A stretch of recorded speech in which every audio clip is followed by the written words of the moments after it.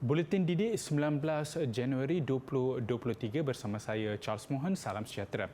Demi menarik minat dan tumpuan murid ketika dalam kelas, seorang guru cemerlang OKU di Perlis membawa pembaruan dengan mengubah corak pengajaran kepada kaedah gamifikasi agar penyampaian ilmu menjadi lebih berkesan dan menyeronokkan. Gamifikasi merupakan konsep pembelajaran abad ke-21 yang menggabungkan pengajaran guru dengan unsur mekanik permainan. Kaedah itu diaplikasi lebih 3 tahun lalu oleh Cikgu Zatusi Syamam Naim, guru bahasa Inggeris di Sekolah Kebangsaan SK Tambun Tulang, Arau.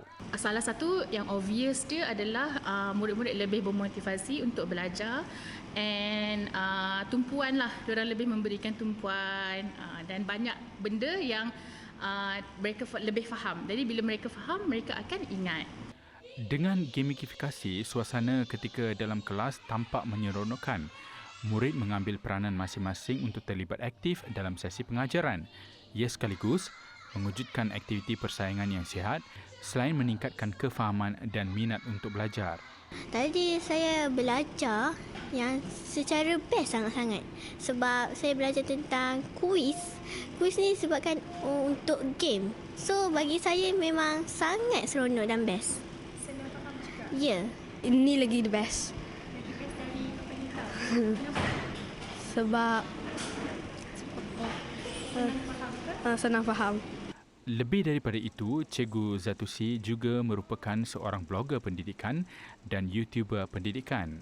Beliau yang juga Edu Influencer Kementerian Pendidikan KPM pernah terpilih sebagai Microsoft Innovative Educator Expert 2022 dan Apple Teacher 2022. Kini beliau membawa pendidikan ke satu tahap lagi dengan mengumpulkan semua lembaran, kerja dan video pendidikan yang dihasilkannya ke dalam blog pendidikan. Dengan cara itu, ia dapat digunakan kembali oleh mana-mana guru sebagai alat bantu mengajar dan memudahkan muridnya mengulang kaji pelajaran. Berkongsi manfaat, berkongsi konten dan ada juga guru-guru yang berkongsi macam kisah-kisah inspirasi macam mana diorang dapat pengiktirafan ini. Jadi bila orang lain yang membaca tu, mereka pun terinspirasi sama. Kejayaan dan usaha keras Cikgu Zatushi mendapat sokongan warga sekolah yang diharapkan menjadi dorongan kepada guru-guru lain. Sudah pastilah, memang sebagai pentadbir saya amat berbangga lah kerana dengan cikgu-cikgu yang berbakat ini, anak-anak murid di sekolah ni akan dapat manfaat yang sangat baiklah untuk pembelajaran dia. Seramai 82 orang murid berkeperluan pendidikan khas MBPK diraihkan dalam Majlis Aspirasi Pendidikan Khas Daerah Tangkak kali kelima sesi 2022-2023. Ia bagi meraihkan kejayaan mereka mengharungi alam persekolahan. Seramai 63 orang MBPK sekolah rendah dan 19 MBPK sekolah menengah menerima sijil masing-masing. Antara objektif lain adalah bagi meningkatkan keyakinan dan keprihatinan MBPK terhadap tanggungjawab yang perlu mereka galas setelah berada di dunia luar. Selain itu, ia bermatlamat memupur perpaduan, menjalin silaturahim dan mengeratkan hubungan antara MBPK dan guru-guru walaupun selepas tamat persekolahan nanti. Pada masa sama, ia juga bertujuan sebagai menghargai usaha guru yang bertungkus lumus dalam mendidik MBPK ini.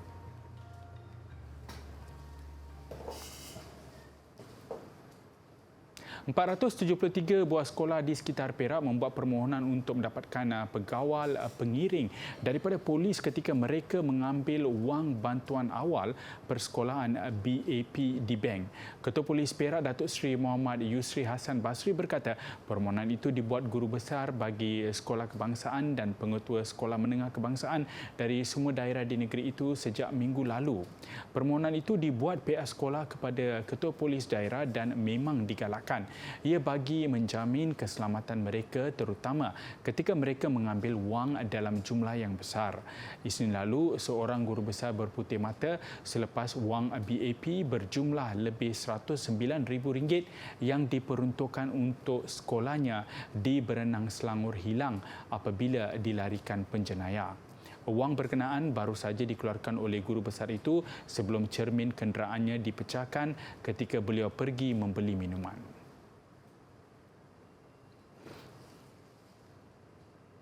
Di Kelantan, lebih 100 buah sekolah membuat permohonan bagi mendapatkan khidmat pengawal pengiring bagi mengelakkan perkara tidak diingini berlaku ketika mereka mengambil wang BAP di bank. Ketua Polis Kelantan, Datuk Muhammad Zaki Harun berkata pihaknya mengambil perhatian serius terhadap permohonan berkenaan kerana ia membabitkan sejumlah wang yang besar. Ujarnya lagi, permohonan itu perlu dibuat awal bagi memudahkan pihak polis untuk membuat perancangan termasuk untuk mengelakkan waktu puncak yang kebiasaannya berlaku kesesakan jalan raya. Kementerian Pengangkutan akan mengadakan perbincangan dengan Keretapi Tanah Melayu Berhad KTMB berhubung cadangan pemberian tambang percuma kepada golongan orang kurang upaya OKU dan pelajar. Menterinya Anthony Loke Siu Fok berkata pemberian itu selari dengan hasrat untuk mengoptimumkan subsidi diberikan kerajaan bagi manfaat golongan sasar. Kita sedang melihat ada sektor-sektor ataupun perkhidmatan-perkhidmatan yang mungkin kita dapat berikan secara percuma, secara berfasa-fasa lah.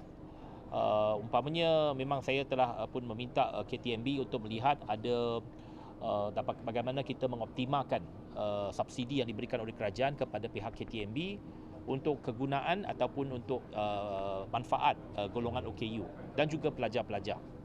Termasuk di kawasan Pantai Timur dan juga di Lembah Kelang dan juga Komuter Utara. Perbincangan akan diadakan selepas Tahun Baharu Cina. Katanya inisiatif itu perlu meliputi keseluruhan perkhidmatan serta jajaran yang dikendalikan oleh KTMB. Beliau ditemui selepas hadir pada Majlis Perasmian Pertandingan Kaligrafi Cina tahun 2023 di Sekolah Tinggi Chung Hua Seremban pagi tadi. Majlis dirasmikan Menteri Besar Negeri Sembilan Datuk Seri Aminuddin Harun. Semalam, Menteri Pembangunan Wanita, Keluarga dan Masyarakat Datuk Seri Nancy Shukri memaklumkan telah berbincang dengan Loke mengenai cadangan pemberian tambang percuma kepada OKU semasa mesyuarat Kabinet. Loke katanya bersetuju dengan cadangan itu namun mekanisme pelaksanaan masih perlu diteliti. Ketika ini, OKU diberikan diskaun 50% bagi tambang pengangkutan awam tetapi tidak ramai daripada golongan itu yang menikmati manfaat berkenaan. Loke berkata selain KTMB, pihaknya juga akan mengadakan perbincangan dengan Prasarana Malaysia Berhad yang turut mengendalikan pengangkutan awam di negara ini supaya dapat bersama-sama menjayakan inisiatif itu.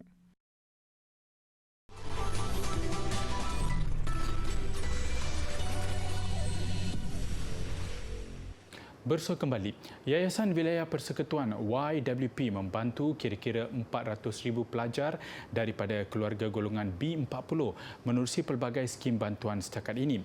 Ia termasuk skim bantuan pemakanan sekolah menengah, skim bantuan khas persekolahan dan skim bantuan awal ke Institut Pengajian Tinggi IPT. Ketua Pegawai Eksekutifnya, Datuk Zaizal Nizam Zainun berkata, YWP berperanan membantu menaik taraf kehidupan warga wilayah persekutuan berpendapatan rendah dan memerlukan sejak ditubuhkan 37 tahun lalu. Secara umum, bantuan disalurkan berdasarkan kluster pendidikan, ekonomi, sosial, agama dan teknologi. Terbaru, pada majlis penyerahan cek skim bantuan awal ke IPT, surat tawaran skim mikrokredit dan bantuan khas yang disampaikan semalam, seramai 7 pelajar diploma menerima cek skim bantuan awal ke IPT masing-masing berjumlah RM500, manakala 20 pelajar ijazah sarjana muda masing-masing menerima RM1,000 secara sekali bayar. 9 peniaga dan penjaja berlesen pula menerima surat tawaran skim mikrokredit YWP yang menawarkan pinjaman modal perniagaan maksimum RM5,000. Bantuan disampaikan isteri Perdana Menteri Datuk Seri Dr. Wan Azizah Wan Ismail yang juga Ahli Parlimen Bandar Tun Razak. Pada majlis sama, beliau turut menyampaikan bantuan khas YWP berupa wang tunai RM500 kepada Maria Syari yang menanggung seorang anak saudaranya yang merupakan orang kurang upaya pembelajaran. Bertemakan Gaya Hidup Lestari dan Sihat, Festival Kelestarian Kampus Hijau UiTM 2022 melabuhkan tirainya dengan Majlis Penyampaian Anugerah Kelestarian Kampus Hijau. Anugerah itu disampaikan bagi mengiktiraf sumbangan Sustainability Warrior dalam menjayakan aktiviti kelestarian dan penarafan di peringkat kebangsaan dan antarabangsa. Pada penganjuran ini, sebanyak 5 kategori utama dipertandingkan. Majlis disempurnakan oleh Naib Chancellor UiTM Profesor Datuk Dr. Rozia Mohamed Janur di Anjung Seri Budiman UiTM Shah Alam petang tadi. Sebagai universiti tempatan yang terbesar, kita mempunyai kekuatan untuk menggerakkan inisiatif kelestarian seluruh kampus. Bila kata seluruh kampus ini, bukan sahaja di Shah Alam, tapi kita ada 34 lokasi. Dan saya faham orang Perak, mana orang Perak? Orang kampus UiTM Perak, kampus Sarawak dan banyak lagi kampus Sabah yang memang into this green. Penganjuran kali kedua Festival Kelestarian Kampus Hijau UiTM berlangsung selama 2 bulan bermula dari 1 November sehingga hujung tahun lalu. Penganjurannya juga bertujuan mengiktiraf sumbangan kampus, fakulti dan pusat tanggungjawab PTJ dalam menjayakan agenda kelestarian. Tahun pertama semasa penganjuran Festival Kelestarian Kampus Hijau pada tahun 2021 semasa negara sedang dilanda gelombang pandemik COVID-19 namun tidak melumpuhkan semangat kita dalam menjayakan agenda kelestarian di UiTM. Pada ketika itu, jumlah penyertaan warga UiTM di Festival Kelestarian Kampus Hijau 2021 di luar jangkaan dan sangat menggalakkan. Ini jelas menunjukkan bahawa di sebalik kekangan disebabkan pandemik, warga UiTM masih komited untuk terus menyokong agenda kelestarian universiti. Menurut Profesor Datuk Dr. Rozia, kolaborasi bersama rakan strategik dapat memacu UiTM untuk menjadi globally renowned university GRU menjelang tahun 2025. Ketika ini, UiTM berjaya melonjak 22 anak tangga dan berada di kedudukan ke-178 daripada 1,050 universiti di dalam penarafan UI Green Metric UiGM World University Ranking 2022. Majlis penutup Festival Kelestarian Kampus Hijau UiTM 2022 itu juga menyaksikan pra-pelancaran bagi 3 inisiatif pemerkasaan agenda kelestarian universiti. Inisiatif itu ialah Environmental Sustainability Report ESR, Pelan Strategik Kelestarian Kampus Hijau UiTM 2022-2025, Rangka Tindakan Cabaran Bandar Rendah Karbon 2030 dan pengenalan kepada projek kelestarian berimpak tinggi iaitu No Single Use Plastic SUP.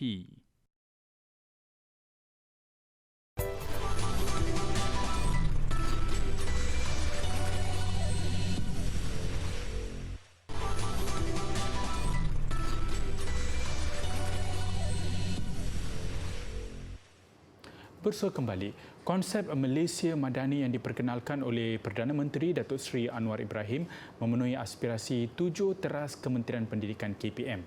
Menterinya Fadlina Siddiq berkata terjemahan maksud Madani itu berjalan seiring dengan apa yang dilaksanakan KPM. Kata Fadlina lagi, pihaknya telah meneliti konsep Madani dan bersedia untuk melaksanakannya. Sebenarnya rangka Madani telah lengkap. Ya. Saya telah berkesempatan untuk membaca naskah Madani ini lebih awal dan dalam setiap maksud Madani itu sebenarnya telah ada segmen pendidikan. Jadi terjemahan kepada rangka Madani ini sebenarnya sedang berjalan seiringan dengan apa yang telah sedang dilangsungkan ataupun dilakukan oleh Kementerian Pendidikan hari ini. Jadi dia akan berlaku seiringan dan menyentuh rangkuman Madani ini kita akan rangkul bersama dalam gerak kerja di KPM kelak. Beliau berkata demikian pada sidang media selepas menyampaikan amanat tahun baru KPM. Turut hadir timbalannya Lim Hu Ying dan Ketua Pengarah Pendidikan Datuk Pakarudin Ghazali. Perdana Menteri hari ini memperkenalkan konsep Madani yang dirangka sebagai ikhtiar untuk memetakan strategi negara secara berkesan. Ia menekankan kepada pemerkasaan ekonomi dan budaya yang berteraskan nilai etika atau akhlak. Datuk Seri Anwar Ibrahim juga menjelaskan istilah Madani sudah lama diperkenalkan dalam pentadbiran negara berikutan ia memberi keutamaan soal keyakinan dan kemanusiaan. Bekas Ketua Pengarah Pendidikan Datuk Dr. Amin Senin dilantik sebagai pengerusi Majlis Penasihat Pendidikan Kebangsaan MPPK sesi 2023-2025. Pelantikan Datuk Dr. Amin bersama 8 lagi tokoh dan individu yang mempunyai kepakaran dalam pendidikan itu dipersetujui oleh Menteri Pendidikan Fadlina Sidek. Menurut Fadlina, mereka yang dilantik dalam MPPK itu adalah individu dan tokoh yang mempunyai kepakaran dalam pelbagai bidang berkaitan pendidikan. Tumpuan kepada beberapa perkara, tetapi yang paling penting dan utama adalah berkaitan dengan beban guru. Jadi saya dah letakkan ucapan tahniah pada pasukan dan selanjutnya semoga dengan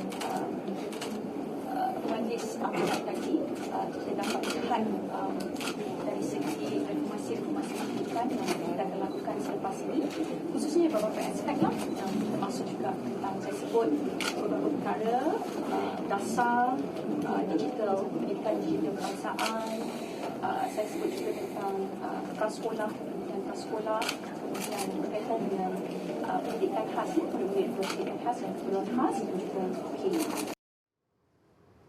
Tambah Fadlina, KPM turut melantik Profesor Datuk Dr. Muhammad Fauzan Nordin sebagai Timbalan Pengurusi MPPK. Anggota lain yang dilantik menganggotai MPPK ialah Profesor Dr. Omar Yaakob, Datuk Dr. Mahinder Singh Nahar Singh, Profesor Datuk Dr. Inaya Yaakob, Muhammad Abdul Aziz Mahmud, Aminuddin Awam, Rusila Wati Muhammad Saleh dan Chi Po Kim. MPPK merupakan platform untuk menteri dan KPM dalam mendapatkan pandangan profesional berhubung isu pendidikan negara. Sebuah syarikat berbengkalan di Kenya berjaya menukar surat khabar lama kepada pensil. Ia secara tidak langsung membantu memanfaatkan penggunaan surat khabar lama dan pada masa sama mengurangkan penerbangan pokok bagi tujuan membuat pensil. Syarikat diterajui gandingan adik-beradik Mahamud dan Rashid Omari. Bahan utama seperti surat khabar lama dan gam diperolehi dari sumber tempatan. Hanya mata pensil atau grafit diimport. Langkah ini secara tidak langsung dapat meningkatkan fungsi kitar semula ke atas surat khabar lama dan pada masa sama melestarikan alam sekitar. Ini kerana hampir 32 bilion tan surat khabar lama kebiasaannya dibuang atau dibakar daripada kira-kira 85 bilion tan surat khabar lama yang dihasilkan setiap tahun. Kajian turut mendapati setiap tahun dianggarkan 8 juta batang pokok ditebang bagi menghasilkan pensil. If you look at the present day, we are suffering from climate action, and the best way is to reduce the number of trees that are cut for any purpose.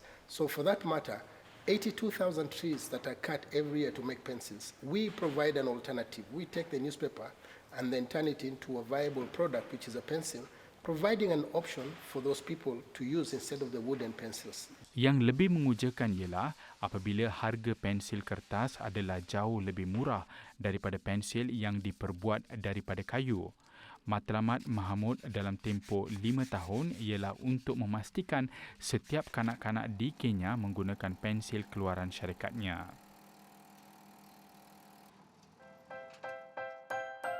Okay, untuk teknik hari ini, kita akan tunjuk teknik menahan bola di bahagian bawah menggunakan kaki di sebelah kanan. Kedudukan bersedia berdiri semasa menghadap bola. Goalkeeper melakukan pergerakan menyelamatkan bola ke sebelah kanan. Goalkeeper perlu menggerakkan kaki kanan dengan menggunakan sedikit kekuatan daripada kaki sebelah kiri. Sementara itu, goalkeeper perlu fokus dan memberi tumpuan kepada pergerakan bola yang datang dan kedudukan kepala di atas bola semasa aksi menahan bola. Kedudukan pinggan dan bahu dihalakan ke arah bola yang disasarkan. Aksi menahan bola bawah menggunakan bahagian median kickers adalah teknik yang baik. Selepas menahan bola, goalkeeper perlu kembali kepada posisi ready position untuk menerima pukulan second ball ataupun rebound ball.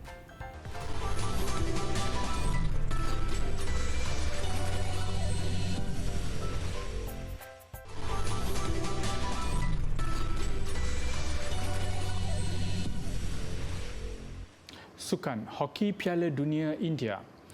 Malaysia mengesahkan kedudukan di tangga kedua kumpulan C apabila menewaskan New Zealand 3-2 petang tadi. Selaku naib juara kumpulan, skuad negara akan menentang pasukan tangga ketiga kumpulan D pada saingan kalah mati. Format crossover ini memungkinkan Malaysia berdepan sama ada England atau Pakistan untuk ke suku akhir. Malaysia yang turun selaku ranking ke-10 dunia berbanding New Zealand ke-9 dunia bermula meyakinkan apabila mendahului seawal minit ke-9 menerusi gol padang Faizal Shari. Pukulan sudut penalti ke-6 yang dimiliki pasukan negara pada minit ke-43 berjaya disempurnakan Razi Rahim untuk Malaysia selesa mendahului 2-0. New Zealand nyata tidak mudah mengalah apabila menyamakan kedudukan dengan 2 gol pantas dalam tempoh seminit. Hayden Phillips meledak gol padang pada minit ke-52 disusuli jaringan penyamaan pukulan sudut penalti Sam Lane juga pada minit yang sama. Namun 4 minit berselang, Faizal memastikan kemenangan 3-2 Malaysia apabila tenang menewaskan penjaga lawan. Malaysia kini menanti pasukan di tangga ketiga kumpulan D yang dilihat menjadi rebutan England dan Spanyol. Perkembangan aksi sukan luar negara tenis terbuka Australia selepas juara bertahan Rafael Nadal tersingkir, giliran pilihan kedua dari Norway, Casper Ruud pulang awal. Ruud tewas kepada pemain Amerika Syarikat Jensen Brooksby. Brooksby ranking ke-39 dunia nyata mendapat keyakinan apabila menang 2 set awal 6-3, 7-5. Meskipun Ruud berjaya bangkit dengan kemenangan 7-6 pada set ketiga, Brooksby mengesahkan kemarahan apabila menamatkan set keempat 6-2. Kategori perseorangan wanita, pemain Belarus Aryna Sabalenka juga pilihan kelima mudah melangkah ke pusingan ketiga berdepan lawan dari Amerika Syarikat Shelby Rogers. Tiada masalah buat Sabalenka meneruskan rentak kemenangan dengan keputusan 6-3 dan 6-1. Sementara itu, Inter Milan mengekalkan kejuaraan Piala Super Italy selepas menewaskan AC Milan. Berlangsung di Riyadh, Arab Saudi, Inter mendahului 2-0 selepas hanya 21 minit perlawanan bermula. Penyerang berpengalaman Edin Dzeko bijak membuka ruang buat gol pembukaan menerusi Federico Di Marco pada minit ke-10. Dzeko mengukuhkan kedudukan Inter apabila menjadikan kedudukan 2-0 11 minit kemudian. Penyerang Argentina Lautaro Martinez memastikan kemenangan 3-0 Inter pada minit ke-77. Selain berjaya mengekalkan kejuaraan, ini gelaran kali ke-7 Inter dalam sejarah Piala Super Italy. Bagi menghargai jasa Lionel Messi membawa Argentina menjuarai Piala Dunia 2022, seorang peladang di negara itu mencipta imej bintang itu di atas ladang jagungnya. Mula melakukannya ketika proses semaian, hasil yang didapati beliau sungguh mengagumkan. Saya Charles Mohan, salam hormat dan kita jumpa lagi.